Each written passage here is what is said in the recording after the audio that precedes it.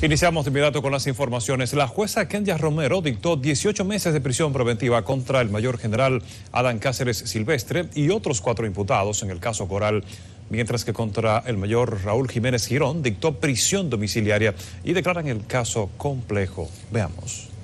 Buenos días. En el marco de la solicitud de imposición de medida de coerción y de solicitud de declaratoria de complejidad presentada por el Ministerio Público respecto a Adán Benoni Cáceres Silvestre, Rafael Núñez de Asa, Rosy Maybellín Guzmán Sánchez, Tanner Antonio Flete Guzmán, Alejandro José Montero y Raúl Alejandro Girón Jiménez, concluida la presentación por parte del Ministerio Público e intervención de las defensas técnicas de los imputados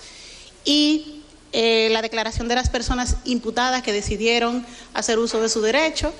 En primer término, es preciso destacar el eje de discusión. En este caso se va a evaluar la pertinencia de la solicitud de imposición de medida de coerción, pertinencia o no, y la declaratoria de complejidad del mismo. Hay algunas cuestiones previas que fueron planteadas. La defensa técnica de Alejandro José Montero Cruz solicitó la separación del proceso conforme los términos del artículo 64 del Código Procesal Penal, haciendo referencia a la no vinculación del imputado con los ilícitos arguidos, independientemente de que se trata de una etiqueta provisional. En este punto, esta juez advirtió que existe imposibilidad material de deslindar la imputación respecto a personas imputadas en este momento procesal. Primero, por el espectro de valoración y el ámbito de discusión en esta audiencia relativa a la medida de coerción, y siendo el elemento propuesto por la defensa a esos fines un elemento meramente de fondo, por lo que no es evaluable en este contexto. Ya en cuanto a la solicitud de imposición de medida de coerción, partiendo de la taxatividad referida por la norma en cuanto a los requisitos exigidos para verificar la procedencia o no de medida de coerción, es indispensable evaluar lo siguiente: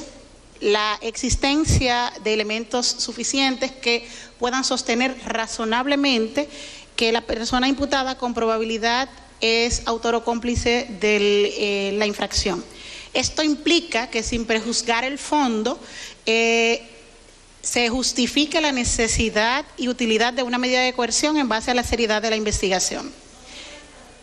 En segundo término, el segundo elemento a considerar conforme la normativa procesal vigente es la existencia de riesgo de fuga que se desprenda en este caso acerca de la que persona imputada pudiera no someterse al procedimiento, y esto implica que sea justificada la necesidad, la utilidad de imponer alguna medida dada su carácter instrumental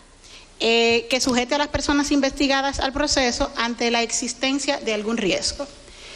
Y en tercer término, exige la norma que la infracción que se atribuya esté reprimida con penas privativas de libertad. Esto implica que la etiqueta provisional que el Ministerio Público otorga en este sentido, los tipos penales entrañen sanciones privativas de libertad. Innegablemente, esta jueza, al momento de evaluar esos presupuestos, debe examinar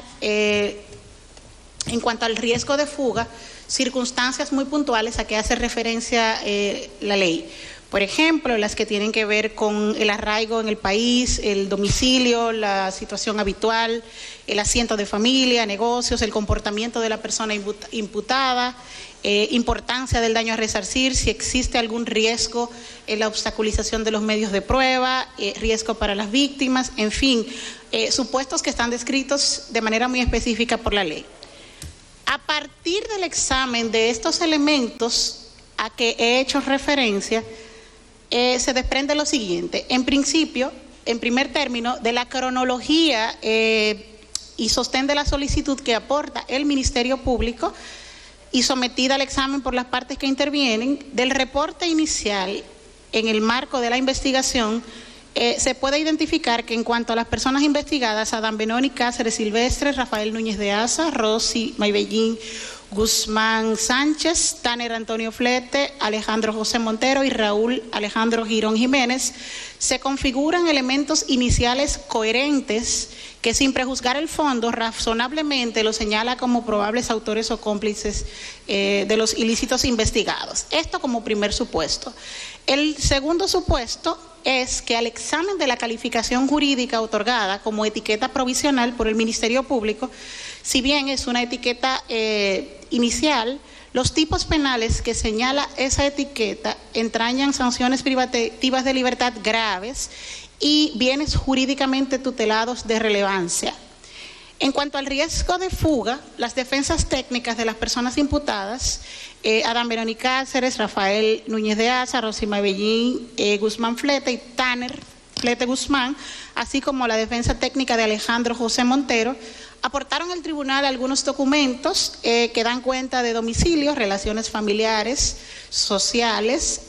refieren actividades profesionales y comerciales y la inexistencia de procesos penales pendientes, respectivamente. Sin embargo, estos, al ser evaluados cuantitativamente de cara al cuadro general planteado, se desprende que, de acuerdo a la naturaleza de la imputación, el riesgo de la obstaculización de los medios de prueba, en especial las de tipo testimonial, dada la naturaleza y la dinámica de los tipos penales investigados y de la cronología que sirve de marco a la investigación, resultan insuficientes para imponer las medidas que pide la defensa en atención a su propuesta. En cuanto al ciudadano Raúl Alejandro Girón, conforme a los términos del artículo 22 del Código Procesal Penal, el Ministerio Público, en uso de su facultad, realizó una petición distinta a la planteada respecto a los demás imputados, indicando que en cuanto a la medida debe ser distinta el arresto domiciliario, y advierte que en adición a esto, a la información de dónde se ejecutaría en caso que el tribunal admita esa medida, sea otorgado el tratamiento de información clasificada,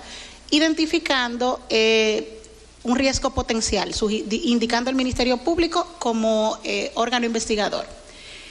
Examinada la configuración de presupuestos respecto a Raúl Alejandro Girón Jiménez, consistente de acuerdo a los motivos que expusimos, se advierte que en principio la tutela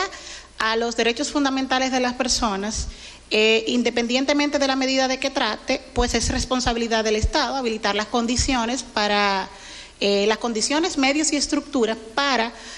tutelarlos por su sola condición de sujeto de derechos. Y en ese marco, el cumplimiento de una medida de esa naturaleza no está exenta de ese resguardo, por lo que entiende pertinente y coherente la solicitud del Ministerio Público. Y en ese punto, la autorización que el manejo de la información del domicilio se daría, lo que implica confidencialidad en su utilización, no solo para fines de contacto a través de la Procuraduría General de la República como custodia del mismo por parte del Tribunal Control, sino para fines de convocatoria a través de la Procuraduría.